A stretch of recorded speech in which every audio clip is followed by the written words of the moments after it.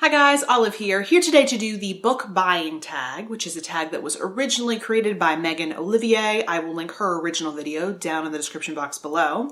I was not tagged by anyone, but as you've probably gathered by now, that never stops me from doing a tag that I want to do. There are 13 questions in this tag all about book buying, which you know I do my fair share of, considering how many hauls I do on this channel, and considering the fact that there are stacks of books on my floor currently, of books that have yet to be hauled. Question number 1 is a great one. Where do you buy your books? The majority of my book buying is done at used bookstores and library book sales. I am a big fan of used books.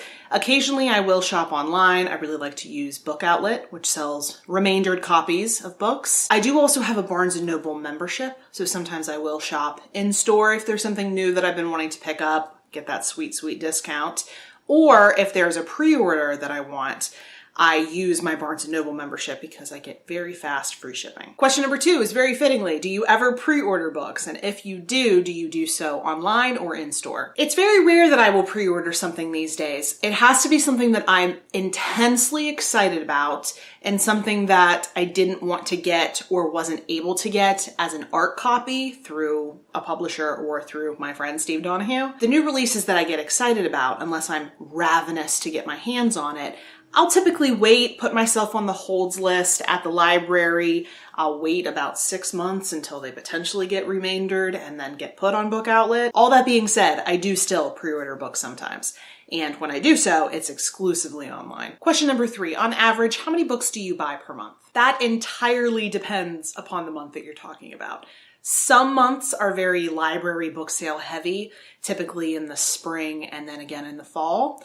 But then sometimes I'm traveling, like I have been over the summer, and I like to go and visit specifically used bookstores in whatever city that I'm traveling to. Because I so rarely pay full price for a book, I'm able to buy many more than I would be able to if I were paying full price for each of them. I would say it's typically between 8 and 10 a month. And I know that sounds like a ton of books, and it is, but you have to also understand that what you're not seeing is that when I'm reading a book, holding it up in a wrap up and talking about it, if I don't love that enough to reread it, it immediately goes on a pile of books to take into my local used bookstore to trade in for credit. I will not lie and make the claim that the number of books that I'm getting rid of in any given month evens out the number of books that I'm acquiring, because that would be dishonest.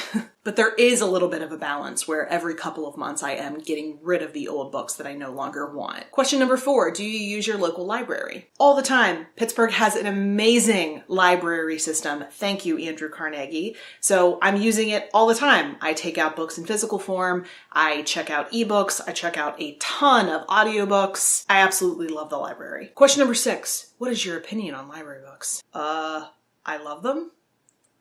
Question number 7, how do you feel about charity shop / secondhand books? Warm and fuzzy. Most of these are used. What kind of a question is this? Question number 8, do you keep your read and TBR piles on the same bookshelf or not? Not really. With very few exceptions, this bookshelf right behind me is all TBR books.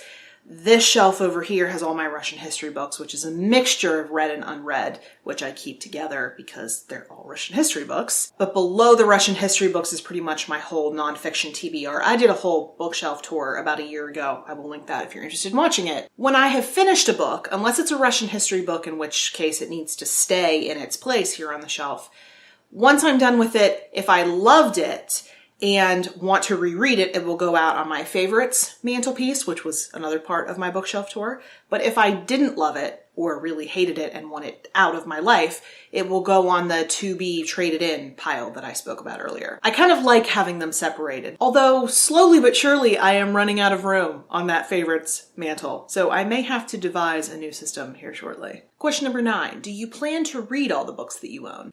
Yeah, I'd say I plan on it. I don't really keep books around that I don't eventually have an intention to read. In fact, I go through my collection every so often and weed out things that I'm no longer interested in because I don't have the space to keep around books that I don't plan on reading. Also fittingly, question number 10, what do you do with books that you feel you will not read or have read but did not enjoy? As I just mentioned, I attempt to sell them back to my local used bookstore for credit. to put toward new to me books. If they're not in good shape or the used bookstore won't accept them, then I'll donate them. Question number 11, have you ever donated books? Yes. I'd prefer to get store credit for them if I can, but if I cannot, then they just get donated. Question number 12, have you ever been on a book buying ban? Not really. I've never put a ban on myself per se, but if I know that there have been an excessive number of books coming in, as there definitely have been recently, then I will skip a few library book sales. I will cut back on the trips to half-price books until I've had a chance to read some of the books that I do own. I will presumably not want to keep all those books after I have read them, so then I will be getting rid of those and it frees some space up. And the last question, question number 13 is, do you feel you buy too many books? I feel like this question entirely depends upon why someone would be feeling guilty about buying books. Is it a money concern? Is it a lack of space? Or is it feeling guilty that you already have so many books that you've not read and here you are buying more? Personally, I don't really mind having a ton of unread books on my shelves. I actually quite like it. I get them pretty cheap normally. I never feel that I'm breaking the bank to get all the books that I want. My issue is mainly the space for all of these books. This isn't a tiny apartment, but it is not big enough to house all the books that I want or all the bookshelves that I want. These two shelves and then the mantle are where I keep all of my books. There is nowhere else to put them. These bookshelves are not tiny, but I have filled all of them. I'm starting to deal with some double stacking. I'm starting to deal with some stacks on the floor. Considering my space limitation, yeah, I probably buy too many, but I love buying books. I love the adventure of going out and finding books. I learned my way around Pittsburgh by going to tons of different library book sales. I love the unknown of walking into a used bookstore and not knowing what you're going to find. It makes for a great meetup when I'm meeting with other book people or other booktubers for us to go book shopping together. I'm capable of stopping. I'm able to pull back when I think I've been buying too much. I have a full-time job, which I work very hard at. I have some disposable income from that job I work hard at. This is how I choose to spend that money. So until the day comes when TLC cameras burst into my apartment showing what a book hoarder I am, I'm gonna keep on buying. So that was the book buying tag. I hope it gave you some interesting insights into my book buying habits. I will not tag anyone considering this is a little bit of an older tag, but if it interests you, if you think it would be fun to do, I encourage you to do it. I am tagging you. If you'd like to talk to me about anything you've seen in this video or about anything in general, you can either put it in the comment section down below, or I am on a variety of different places on social media. The links to all of my profiles are in the description box below. Thank you so much for watching. I hope you're having a wonderful day, and I will see you in the next video. Bye.